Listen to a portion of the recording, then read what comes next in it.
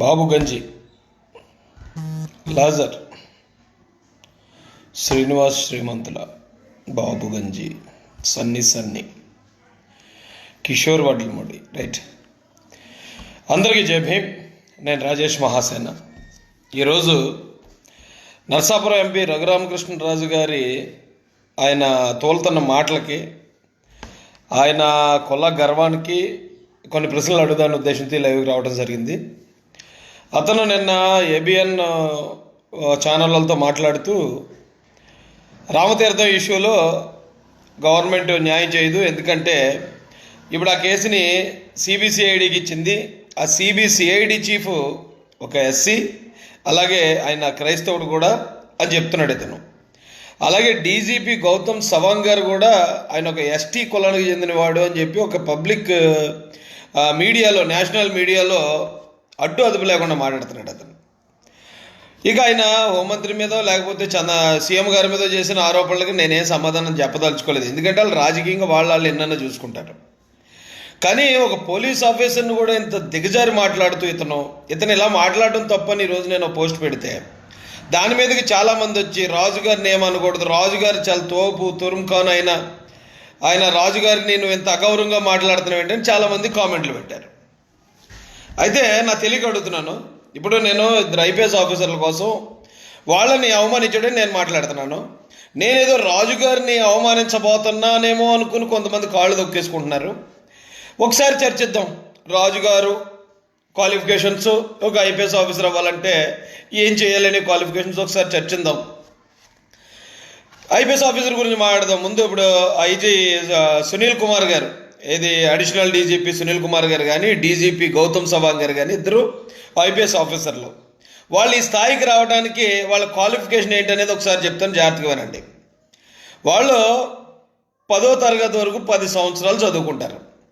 10వ తరగతి అయిపోయిన తర్వాత ఇంటర్మీడియటో లేకపోతే పాలిటెక్నికో ఐటీఐయో ఏదో ఇంకొక 2 సంవత్సరాలు చదువుతారు. దాని తర్వాత డిగ్రీయో ఇంజనీరింగో మెడిసినో మళ్ళీ ఒక 3 సంవత్సరాల డిగ్రీ, 4 సంవత్సరాల ఇంజనీరింగు మెడిసిన్ చదువుతారు.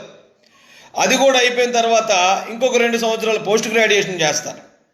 అది అయిపోయిన తర్వాత వాళ్ళ ఇంకా వాళ్ళకి అవకాశం ఉంటే పిహెచ్డీ చేస్తారు. అంటే ఇప్పటికి దాదాపు ఎన్ని సంవత్సరాలు చదివారో అర్థం చేసుకోండి. ఇన్ని సంవత్సరాలు చదువు తర్వాత వాళ్ళు మళ్ళీ సివిల్స్కి ప్రిపేర్ అవుతారు. సివిల్స్ అంటేనే భారతదేశంలో అత్యుత్తమ, వెరీ టఫెస్ట్ ఎగ్జామ్ అది. దానికి సెలెక్ట్ అవ్వడం అంటే భారతదేశంలో అతి కష్టమైన ఎగ్జామ్ అది. అలాంటి సివిల్స్కి ప్రిపేర్ అయ్యి దానిలో కూడా మంచి ర్యాంక్ వస్తే, దానిలో ఇంటర్వ్యూలు సో బోల్డ్ అంత ఫార్మాలిటీస్ అన్నీ కనుక వాళ్ళు నెగ్గితే అప్పుడు ఒక ఐపీఎస్ ఆఫీసర్గా వాళ్ళు బయటకు వస్తారు. ఐపీఎస్ ఆఫీసర్ అయిపోయినట్టే లేదండి అక్కడితో. ఐపీఎస్ ఆఫీసర్ అయిన తర్వాత మంచి పోస్టింగ్, వాళ్ళు ముందు ఏఎస్పీలుగాను అలాగే వేస్తారు. వాళ్ళు ఎప్పుడుకో ఎస్పీ అవుతారు. ఎస్పీ అయిన తర్వాత మళ్ళీ ఎప్పుడుకో కొన్ని సంవత్సరాల పాటు ఏ మచ్చ లేకుండా నిజాయితీగా పనిచేస్తే వాళ్ళకి దాని మీద ప్రమోషన్ వస్తుంది. ఒకవేళ ఐజీ అవ్వచ్చు. దాని తర్వాత ఇంకా అదే పట్టుదలతో వాళ్ళు పనిచేసుకుంటూ వెళ్తే డిఐజీ అవ్వచ్చు. డిఐజీ అయిన తర్వాత డిఐజీ అనేది చిన్న నాకు క్లారిఫికేషన్ తక్కువ ఉంది. దాని తర్వాత ఏడీజీపీ, తర్వాత డీజీపీ. ఈ క్రమంలో ఎక్కడ కూడా వీళ్ళ మీద ఒక బ్లాక్ రిమార్క్ కూడా ఉండకూడదు, ఉంటే ప్రమోషన్లు రా వాళ్ళకి. ఎందుకంటే చాలా క్రమశిక్షణ కలిగిన డిపార్ట్మెంట్ అది. అంత కష్టపడి వాళ్ళు ఈ స్థాయికి వచ్చారు. ఏడీజీపీ పివి సునీల్ కుమార్ గారు కానీ, అలాగే డీజీపీ గౌతమ్ సవాంగ్ గారు కానీ. మరి వాళ్ళని చాలా చాలా చులకనగా వాళ్ళ కులం పేరుతో ఒక నేషనల్ మీడియాలో మాట్లాడిన ఈ రాజు గారు, ఎవరైతే రఘురామరాజు ఉన్నాడో, అతను ఆ స్థాయికి రావడానికి అతను పడ్డ కష్టం ఏంటో, అతను క్వాలిఫికేషన్ ఏంటో సార్ చూద్దాం. అతను రాజు అవ్వాలంటే, అతను రాజు అంటున్నారు అందరూ చాలామంది. రాజు అవడానికి ఏమైనా క్వాలిఫికేషన్ ఉందా? ఇప్పుడు ఏమైనా కత్తి యుద్ధాలు చేస్తే రాజు అవుతాడా? రాజ్యం ఉంటే రాజు అవుతాడా? లేకపోతే ఏం చేస్తే రాజు అవుతాడు? ఆ రాజు అనే దానికి ఇప్పుడు only one and only qualification ఏంటి తెలుసా? వాళ్ళ కులంలో ఒక ఆడ మనిషి ఒక మగవాడు కలిస్తే ఒక రాజు పుట్టేస్తాడు. అలా పుట్టిన రాజే ఈ రాజు. అది క్వాలిఫికేషన్ అంతే. వీళ్ళు ఒక ఐపీఎస్ ఆఫీసర్ అవడానికి నేను చెప్పాను ఎంత క్వాలిఫికేషన్ ఉండాలో, కానీ ఇతను ఒక రాజు అవడానికి ఏంటి క్వాలిఫికేషను? ఇద్దరు ఒక ఆడ ఒక మగ కలయిక అంతే. ఆ పుట్టడం ఎస్సీ కాలనీలో పుడితే ఎస్సీ వాడు అవుతాడు, ఈ ఏళ్ళ కులం దగ్గర ఏళ్ళ ఇంట్లో పుడితే రాజు అయిపోతాడు, అంతే రాజు. ఈ రాజుకి పెద్ద రాజుగారు రాజుగారు రాజుగారు అని చెప్తున్నారు ఇతన్ని. నేను ఓన్లీ మాట్లాడేది రఘురామకృష్ణరాజు కోసం మాత్రమే, మిగతా క్షత్రియ సోదరులు ఎవరి కోసం నేను మాట్లాడలే. అలాంటి ఒక భార్యాభర్తల కలయిక ద్వారా పుట్టిన ఒక రాజు, ఆఫ్టర్ ఆల్ రాజు అతనేమి ఆ రాజు అవడానికి అతనేమి కష్టపడి అహోరాత్రాలు కష్టపడింది లేదు, విలువిద్యలు బాణాలు వేయటాలు కత్తి తిప్పటాలు నేర్చుకున్నది లేదు, రాజ్యాన్ని జయించింది లేదు, ఏ తొక్క తోటకూర లేదు. అతను రాజు. ఆ రాజు ఇప్పుడు ఎంపీ స్థాయికి రావడానికి ఇంకా అతనికి ఏ క్వాలిఫికేషన్ ఉంది? అతను ఏదో చేపల చెరువులో ఇంకో కంపెనీ ఏదో పెడతానని చెప్పి బ్యాంకులో లోన్ తీసుకుని 826 కోట్ల రూపాయలు ఎగ్గొట్టాడు. 826 కోట్ల రూపాయలు బ్యాంకు డబ్బు ఎగ్గొట్టి ఆ డబ్బుతో అతను ఒక బెంచ్ కార్లు లేకపోతే సోన్సో కార్లు పెద్ద పెద్ద బిల్డింగ్లు కట్టుకుని ఈ టికెట్ కొనుక్కోవడానికి పార్టీ టికెట్కి ఏదో కొన్ని కోట్ల రూపాయలు ఇచ్చి పార్టీ టికెట్ కొనుక్కుని అయిపోయాడు. అది అతని క్వాలిఫికేషన్. ఆ క్వాలిఫికేషన్తో ఇద్దరు ఐపీఎస్ ఆఫీసర్లని విమర్శించే స్థాయి రఘురామకృష్ణరాజుకు ఉందా? ఇప్పుడు చెప్పండి నాకు ఎవరైనా. రాజు అంటే ఎవరు? ఇంతకుముందు రాజు అంటే ఎవరు? ఇప్పుడు చాలామంది మన వాళ్ళు చాలా కింద మీద పడిపోతున్నారు, రాజుగారిని ఏదైనా అయిపోతున్నాడు, రాజుగారిని ఏదైనా. రాజు అంటే ఎవరు? రాజు అంటే రాజ్యం ఉండాలి, అతన్నే రాజు అంటారు. గతకాలంలో కొంత పూర్వకాలంలోకి వెళ్దాం, రాజ్యాన్ని పరిపాలించేవాడే రాజు. అలాగని చెప్పి తండ్రి వారసత్వంగా పరిపాలించేవాడు కూడా రాజు కాదు. వాస్తవంగా చెప్పాలంటే రాజ్యం వీరభోజ్యం అని మన పూర్వీకులు చెప్పారు. రాజ్యం వీరభోజ్యం అంటే ఏంటి అర్థం? వీరుడిగా సాధించాలి రాజ్యాన్ని. అలా సాధించిన వీరులు ఎవరున్నారు ప్రపంచ చరిత్రలో? అలెగ్జాండర్ ది గ్రేట్ ఉన్నాడు, మొఘల్ చక్రవర్తులు ఉన్నారు, అంతేందుకు మన భారతదేశంలోనే ఛత్రపతి శివాజీ ఉన్నాడు. వీళ్ళు యుద్ధం చేసి రాజ్యాన్ని కైవసం చేసుకుని వీళ్ళ రాజులు అయ్యారు. వాళ్ళు రాజులు అంటే అలా ఇక్కడ ఎవరు చేసినా అతను రాజు. అంతేగాని ఒక అమ్మకి అబ్బకి పుట్టిన వెంటనే ఆ కులంలో పుట్టించాను కాబట్టి నేను రాజు అంటే, నాకు తెలిసిన రాజులు ఉన్నారు భారతదేశంలో. అల్లూరి సీతారామరాజు, అతను శత్రువులతో పోరాడాడు. కానీ అల్లూరి సీతారామరాజుతో మరి ఈ కృష్ణరాజు లాంటి వీళ్ళ తాతలు ముత్తాతలు ఎవరు వెళ్ళలేదు. అల్లూరి సీతారామరాజు ఉన్న వాళ్ళందరూ ఎవరు? డీజీపీ గౌతమ్ సవాంగ్ గారిని ఎస్టీ అని సింపుల్గా మాట్లాడాడు కదా ఈ బురదరాజు. ఈ బురదరాజు సింపుల్గా ఎస్టీ అని మాట్లాడాడు చూడండి. ఆ ఎస్టీలే అల్లూరి సీతారామరాజుని హీరోని చేసింది. ఎస్టీలు ఆ రోజున ఆ దళం లేకపోతే అల్లూరి సీతారామరాజు గారు ఆ స్థాయికి వెళ్ళి పోరాడగలిగడా? ఎందుకు అతనితో పాటు ఈ రాజులందరూ ఎందుకు వెళ్ళలేదు బాణాలు పట్టుకుని? భయం వీళ్ళకి. మీకు ఇంకా చెప్పనా? ఈ రఘురామకృష్ణరాజు లాంటి రాజుల చరిత్ర చెప్పనా? ఇంకా అసలు భారతదేశాన్ని పరిపాలించేది ఏళ్ల కదా ఇంతకుముందు. ఇప్పుడు అదేగా చెప్పుకుంటారు. చిన్న ఎగ్జాంపుల్ అడుగుతాను. ఇప్పుడు ఈ రాజులు అని మేము రాజు అని చెప్పుకుంటున్నా, గర్వంగా కులహంకారంతో మాట్లాడుతున్నా ఇలాంటి రఘురామకృష్ణరాజు లాంటి నేను సూటిగా ప్రశ్నిస్తున్నాను. మీ అందరూ కూడా ఒక ఎగ్జాంపుల్ అడుగుతున్నాను. ఇప్పుడు ఈ రోజున ఎవరు లోకేష్ గారు ఏదైనా కలెక్టర్ ఆఫీస్కి వెళ్ళి నేను సీఎం గారు అబ్బాయిని కాబట్టి ఆ ఫైల్ మీద సంతకం పెట్టండి అంటే ఎవరైనా ఆయన మాట వింటాడా?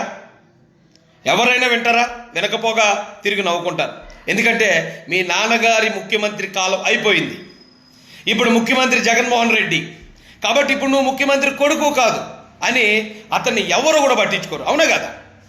అలాగే ఎవరైనా గత ప్రభుత్వంలో టీడీపీలోనో లేకపోతే ఇంకో పార్టీలోనో ఎమ్మెల్యే చేసిన వ్యక్తి అప్పుడు ఓడిపోయి 2019లో ఓడిపోయి ఇప్పుడు వచ్చి ఎక్కడికన్నా ఏ పోలీస్ స్టేషన్ కానీ వెళ్ళి నేను ఎమ్మెల్యేని నేను చెప్పినట్టు చేయండి అంటే వింటారా పోలీసులు? నీ ఎమ్మెల్యే కాలం అయిపోయింది. ఇప్పుడు నువ్వు ఎమ్మెల్యేవి కాదు. ఇప్పుడు నీ నియోజకవర్గానికి వేరే ఎమ్మెల్యే గెలిచాడు అంటారా? అనరా? మరి 5 సంవత్సరాల క్రితం ముఖ్యమంత్రిని ఇప్పుడు ఈ రోజున మన ముఖ్యమంత్రిని పిలట్లేదు, ఎందుకంటే ఇప్పుడు జగన్మోహన్ రెడ్డి వచ్చాడు కాబట్టి.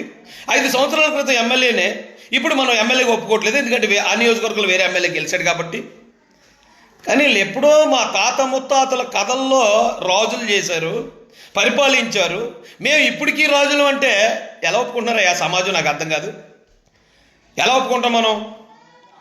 2019కు ముందు ముఖ్యమంత్రి చేసిన చంద్రబాబు నాయుడిని ఇప్పుడు నేను ముఖ్యమంత్రి అంటే ఒప్పుకోం మనం. ఎప్పుడో ముత్తాతల కాలంలో వీళ్ళు పరిపాలించారు కాబట్టి నేను ఇప్పటికి ఇంకా రాజుని అంటే ఎవరికి బుద్ధి లేదు, ఎవరికి జ్ఞానం లేదు, ఎవరికి తెలివి లేదు, ఎవరు పిచ్చోళ్ళు? అలా చెప్పుకుంటూ నీ రఘురామకృష్ణరాజు లాంటి వాడు పిచ్చోడా, లేకపోతే దాన్ని యాక్సెప్ట్ చేస్తున్న కొంతమంది లాంటి వాళ్ళు పిచ్చోళ్ళ? రఘురామరాజు రాజులు అంటే ఎవరో చెప్పనా? ఏ ఏ ఫీల్డ్లో అయినా సరే టాప్లో ఉండేవాడిని మనం రాజు అనొచ్చు. ఏ ఫీల్డ్లో అయినా సరే కష్టపడి టాప్ ప్లేస్కి వెళ్ళేవాడిని మనం రాజు అనొచ్చు. ఇప్పుడు ప్రభాస్ని రాజు అని ఒప్పుకుంటాను నేను. ఎందుకో తెలుసా? అతను దక్షిణ భారతదేశానికి చెందిన ఒక హీరో అయి ఉండి ఈరోజు బాలీవుడ్లో కూడా, ఇంకా చెప్పాలంటే ప్రపంచవ్యాప్తంగా అభిమానులు సంపాదించుకుని ఈ టాలీవుడ్లోనే, ఈ తెలుగు ఫిల్మ్ ఇండస్ట్రీలో టాప్లో ఉన్నాడు అతని కష్టంతో. అతను రాజు, నువ్వు కాదు రాజువి. ఇక్కడ పిఠాపురం మహారాజు ఉన్నాడు మా పక్కనే, నాకు 15 కిలోమీటర్లు 15 కిలోమీటర్ల దూరంలో ఉన్న పిఠాపురం మహారాజు రాజు చెప్పుకోవచ్చు ఆయన. ఎందుకో తెలుసా? ఈ చుట్టుపక్కల కొన్ని వేల ఎకరాలను ఆయన విద్యాలయాలకు దానం చేశాడు గవర్నమెంట్కి. ఇప్పటికి ఇంకా పిఆర్ కాలేజ్ అంటే పిఠాపురం మహారాజు కాలేజ్ అది. అతను రాజు. నీకు విషయం తెలిసి మాట్లాడితే మతం మారిపోయారు అని గిలగిల కొట్టేసుకుంటున్నావు. పిఠాపురం మహారాజు వారసుడు క్రిస్టియన్గా మారాడు. నువ్వు వెళ్ళి అతనితో మాట్లాడి చూడు ఒకసారి. మన ధర్మాన్ని వదిలేసి నువ్వు ఎందుకు వెళ్ళిపోయావా? మన మహారాజులం కదా, నువ్వు ఈ మతంలో ఉంటే నేను అందరూ రాజుని గౌరవిస్తారు కదా, నువ్వు ఎందుకు క్రిస్టియానిటీలో పోయావని పిఠాపురం రాజు ఎవరిని అడిగి చూడు వెళ్ళి. అతని దగ్గర డబుల్ బ్యారల్ గన్ ఉందట. ఎక్కడ పెట్టి కాలిస్తే ఎక్కడి నుంచి బయటకు వస్తుందో కూడా తెలియదు బుల్లెట్. ఆయన గొప్పడు. ఈ రోజున మతం ఆయన క్రిస్టియానిటీ తీసుకుని అందరినీ సమానంగా చూడగలుగుతున్నాడు వ్యక్తి. ఆయన రాజు, నువ్వు కాదు రాజువి. నువ్వు ఇంకో మాట మాట్లాడు. ఈ కృష్ణరాజు అనేవాడు ఇంకో మాట మాట్లాడాడు. ఏంటంటే మొన్న కూడా నేను ఇది మాట్లాడాను. బురద జాతి అన్నాడు. ఎవరిని? వెల్లంపల్లి మినిస్టర్ని అనబోయాడు. అతను చూపించిన కారణం ఏంటి? మీ తాత ముత్తాతకు ముందు ఆ పైన ఎవడున్నాడో, మీరు ఎవరికి పుట్టారో కూడా తెలియనోడు వెల్లంపల్లి శ్రీనివాసు. అలా తెలియని వాళ్ళందరూ బురద జాతి అన్నాడు. అలా తెలియని వాళ్ళందరూ బురద జాతి అన్న ఈరోజు ఏబిఎన్ ఛానల్ కూర్చోబెట్టుకుని రాజుగారు అని అతను కాళ్ళు ఎత్తేస్తున్నారు. ఆడు బురద జాతి అని తిట్టింది ఏబిఎన్ రామకృష్ణను కూడా. ఆడు బురద జాతి అని తిట్టింది ఏబిఎన్ వెంకటకృష్ణను కూడా. ఎందుకంటే మీకు కూడా ముత్తాత దాటితే మీకు 500 సంవత్సరాల్లో చరిత్ర ఉండదు. నువ్వు శూద్రుడివి. ఏబిఎన్ రామకృష్ణ 200 సంవత్సరాల క్రితం శూద్రుడివి. నువ్వు బానిసవి, నీ తాత నీ ముత్తాత. కాబట్టి నువ్వు ఎవడు పుట్టావు ఇప్పుడు నీకు తెలీదు. అది నిన్ను కూడా బురద జాతి అన్నాడయా. బురద జాతి అంటే ఎవరినో వెల్లంపల్లి శ్రీను వైసీపీ వాడిని అన్నాడేమో అనుకుని నువ్వు చప్పట్లు కొట్టేసుకుంటున్నావు. నువ్వు TV5లో ఉన్న సాంబశివరావు గారు చెప్తున్నాను నేను. ఆడు బురద జాతి అన్నది నిన్ను కూడా. ఎందుకంటే నువ్వు కూడా శూద్రుడివే. ఆడు మీ మొఖాల మీద మిమ్మల్ని బురద జాతి అంటే మీరు బురద జాతిని ఒప్పుకున్నారు. బురద జాతి అంటే ఏంటి తెలుసా? మీ ముత్తాతకి తర్వాత, అంటే మీరు ఎక్కడి వరకు మీకు తెలుసు, మీ తాత మీ ముత్తాత పేర్లు తెలుసు, అక్కడ మీకు తెలియలేదు అనుకో. మీ ఆడవాళ్ళు ఎవరికి అన్నారో తెలియదురా, మీ ఆడవాళ్ళు ఎవరితో పోయి మిమ్మల్ని అన్నారో తెలియదు, మీ వంశం ఎక్కడి నుంచి వచ్చిందో మీకు తెలియదురా అని చెప్తున్నాడు. మీరు అందరూ బురద జాతి ఏమో మరి. నిజంగా మీ ఆడవాళ్ళు అలా చేసి ఉన్నారేమో. ఆయన రాజు అని ఇప్పటికి ఇంకా ఒప్పుకునే వాళ్ళకి మేము ఒప్పుకోం. మా తాతలు ముత్తాతల అవతల వాళ్ళ పేర్లంటే మాకు తెలియపోవచ్చు, కానీ మా ఆడవాళ్ళ మీద మాకు నమ్మకం ఉంది. వాళ్ళ పతివ్రతలను మాకు నమ్మకం ఉంది. కాబట్టి ఇలాంటి కోన్కిస్క గొట్టంగాళ్ళకి వాళ్ళ బురద జాతి అంటే మేము ఒప్పుకోం. ఈ రోజున IPS ఆఫీసర్లని పోలీసు వాళ్ళ మీద కులం వేసి అతను పలానా మతం మారి ఉంటాడని మాట్లాడితే రేపు పొద్దున జడ్జిల మీద ఏంటి మీకు అలవాటు అయిపోయింది. అంటే ఈ వర్గాల నుంచి ఇంతకుముందు పరిపాలించిన వాళ్ళు అందరూ కూడా మీరు అలా కులాభిమానం చూపించుకున్నారేమో, కుల వివక్ష చూపించారేమో. అందరూ అలాగ ఉండరు రఘురామరాజు, అందరూ అలాగ ఉండరు.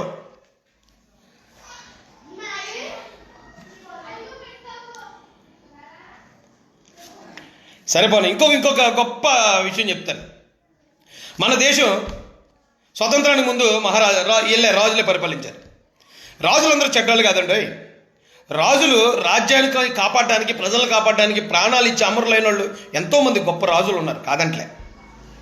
కానీ ఈ రోజున ఇప్పుడు చాలామంది రఘురామకృష్ణరాజు లాంటి రాజులు అని చెప్పుకుంటున్న వాళ్ళు వీళ్ళు ఎవరో తెలుసా? బ్రిటిష్ వాళ్ళని, మొఘల్ సామ్రాజ్యాలు వాళ్ళందరూ కూడా ముస్లింలు వచ్చి మన దేశాన్ని దోచుకున్నారు, క్రైస్తవులు వచ్చి మన దేశాన్ని దోచుకున్నారు. ఇప్పటికీ ఇంక ఎడుతారు వీళ్ళు. కానీ వాళ్ళు దోచుకున్నారా? వీళ్ళు దొబ్బెట్టారా? ఇక్కడ ఎవడో లేకుండా ఈ మన దేశం మొత్తం ఏ విధమైన సెక్యూరిటీ లేకుండా, ఏ విధమైన రాజు లేకుండా అలా ఉంటే వాళ్ళు వచ్చి దోచుకున్నారు అంటారు.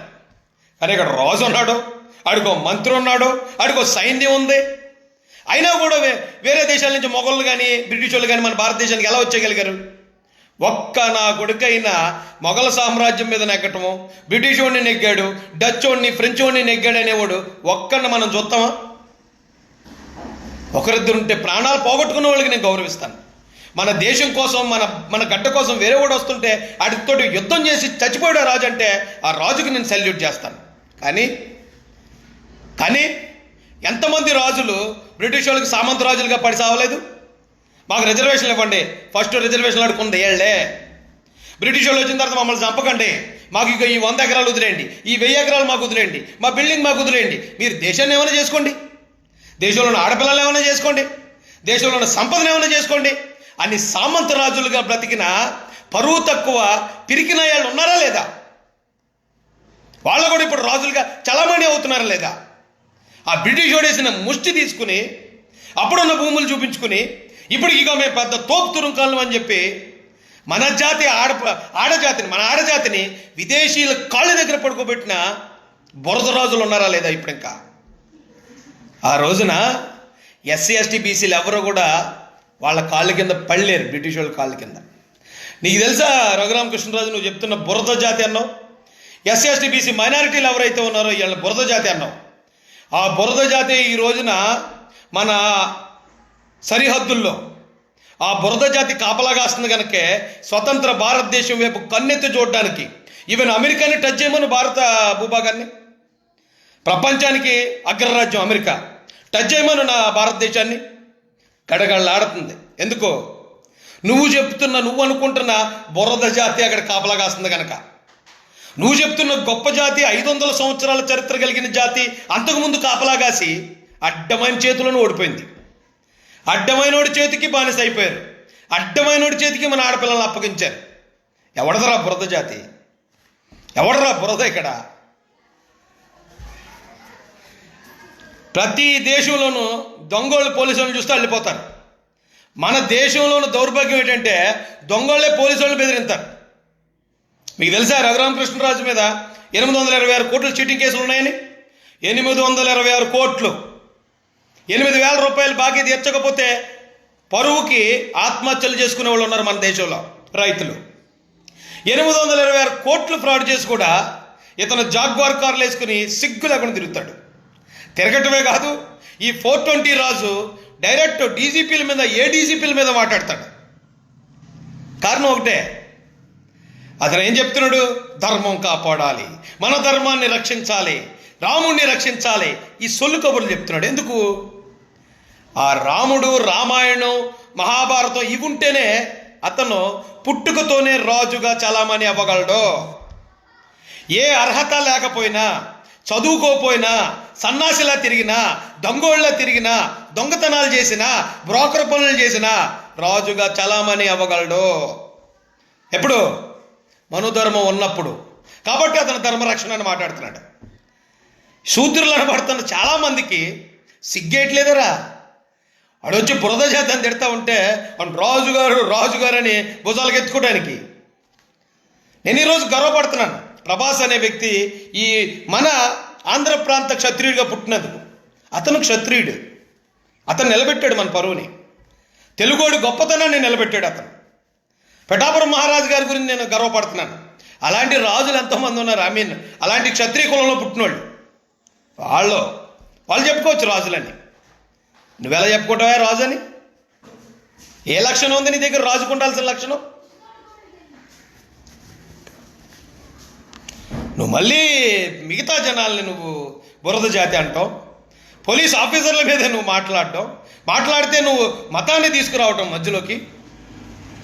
నువ్వనయ్యా, నువ్వు ధర్మరక్షకుడువా? నువ్వు మొన్నటి వరకు నువ్వు సినీ ఫీల్డ్లతో ఎలా ఉండేవాడువో తెలియదా మాకెవరికి? సినీ ఫీల్డ్లో జరిగే ప్రతి ఫంక్షన్లోనూ మొత్తం బోడిగుండేసుకుని నువ్వు ఆ సినిమా హీరోలు వెనకాతల చివరి లైన్లో కూర్చుని ఏదో వెకిల్ నవ్వులు నవ్వుకుంటూ ఉండేవాడు. నువ్వు తెలియదా జనానికి?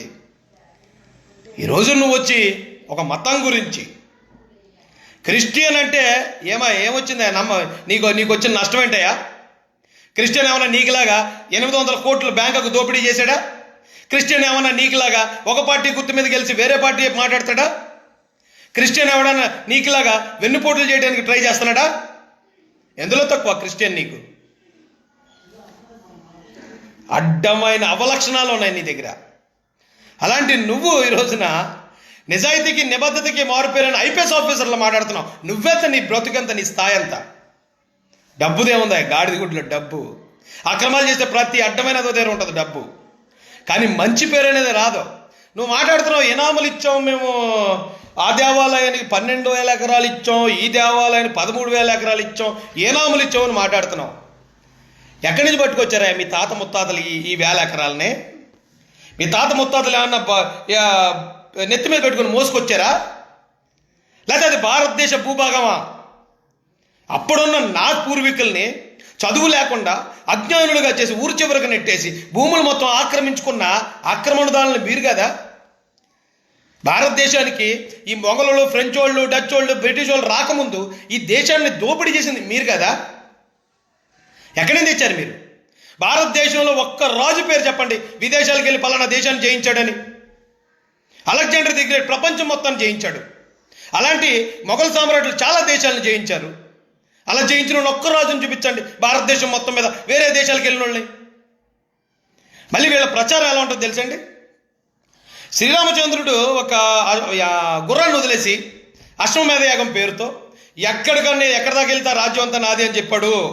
చాలా గర్వంగా చెప్పుకుంటారు దాన్ని. అదే అవతల నుంచి ఎవడన్నా ఒక ముస్లిం రాజు వచ్చి వీళ్ళ తొక్క తీసి ఈ దేశాన్ని ఆక్రమించుకుంటే అది దోచుకోటు. బ్రిటిష్ వాడు వచ్చి అదే పని చేస్తే అది దోచుకోటు. కానీ వీళ్ళు చేతకాంతాను అని ఒప్పుకోరు. వీళ్ళు చేతకాంతాను అది. నువ్వు ఇంట్లో ఉండగానే ఎవడో బయటోడు వచ్చి నీ ఇల్లు దోచుకున్నాడు, నీ ఆడ మనిషిని దోచుకున్నాడు అంటే అప్పటికి నువ్వు సిగ్గు లేకుండా ఆడి కాళ్ళ మీద పడ్డావంటే అది నీ చేతకాంతానమా, లేదా ఆడు వచ్చినోడు దొంగడా? రాజ్యం వీరభోజ్యం అని మన పూర్వీకులే రాశారు కదా. మరి అప్పుడు బ్రిటిష్ వాడు రాజ్య విస్తరణ కోసం యుద్ధాలు చేసుకుంటూ పోతే ఆడేలా దోపిడీదారుడయ్యాడు మీకు? మొఘల్ సామ్రాట్ ఆ రాజ్యం కోసం యుద్ధం చేస్తూ ఉంటే ఆడేలా దోపిడీదారుడయ్యాడు మీకు? శివాజీ మహారాజ్ గురించి తెలుసా మీకు? ఛత్రపతి శివాజీ శూద్రుడే కానీ మొఘల్ సామ్రాట్లకి చుక్కలు చూపించి యుద్ధాన్ని నెగ్గి మరాఠా సామ్రాజ్య సింహాసనాన్ని అధిష్ఠించాడు. అతను రాజు అంటే వీరుడికి రాజు అని చెప్పుకునే హక్కు ఉంది. కులాన్ని బట్టి పలానా అమ్మకి బాబుకి పుట్టాం కాబట్టి నేను రాజుని, అది రిజర్వేషన్ క్లెయిమ్ చేసుకోవటం. అది that is reservation, that is called OC reservation. పలానా అమ్మ నాన్నకి పుట్టాను కాబట్టి నేను అగ్రవర్ణానికి చెందినోడిని, నన్ను గౌరవించండి అందరూ అంటాం. తెస్తున్నాం దాని మీదే సినిమా. చాలా మజా వస్తుంది సినిమా చూస్తే. ఎవరికి సమాధానాలు చెప్పలేదు, దయచేసి ఏమనుకోకండి. రఘురామకృష్ణరాజు మాత్రమే కాదు, బీజేపీలు కూడా చెప్తున్నాను. మీరు డైరెక్ట్గా ఎదుర్కోవాలనుకుంటే మీరు వైఎస్ రాజశేఖర రెడ్డిని ఎదుర్కోండి. లేకపోతే మీరు ఇప్పుడు ఒక దళిత స్త్రీ అని చెప్పి హోమ్ మినిస్టర్ని మీరు విమర్శిస్తున్నారు. దాన్ని కూడా మేమేమి అడ్డు చెప్పాం. ఎందుకంటే హోమ్ మినిస్టర్ గారు మాకు చేసింది ఏమీ లేదు, మా జాతికి ఆవిడ చేసింది ఏమీ లేదు. హోమ్ మినిస్టర్ ఒక దళితులకు ఇవ్వాలి అని చెప్పి మేము అడిగినందుకు మేము ఇప్పుడు సిగ్గుపడుతున్నాం నిజంగా. ఎందుకంటే ఆ రోజున మేము అడిగినందుకే జగన్ గారు ఇచ్చారంటలేదు, కానీ మేము అడగటం వల్ల ఆయనకు ఒక ఆలోచన వచ్చిందంటాను నేను ఖచ్చితంగా. ఎందుకంటే అప్పుడు దాకా ఎక్కడ కూడా చెప్పలేదు ఎస్సీకి మేము హోంమంత్రి ఇస్తామని. తెలుగుదేశం పార్టీకి కాపులు అండగా ఉన్నారు కాబట్టి చంద్రబాబు నాయుడు ఒక కాపు సోదరుడికి హోంమంత్రి ఇచ్చాడు. అలాగే వైసీపీకి దళితులు అండగా ఉన్నాం కాబట్టి మాకు మీరు హోంమంత్రి ఇచ్చి తీరాలి, ఇచ్చి గౌరవించాలని అడిగాం. ఫస్ట్ అడిగాం ఎక్కడో పలాసలో.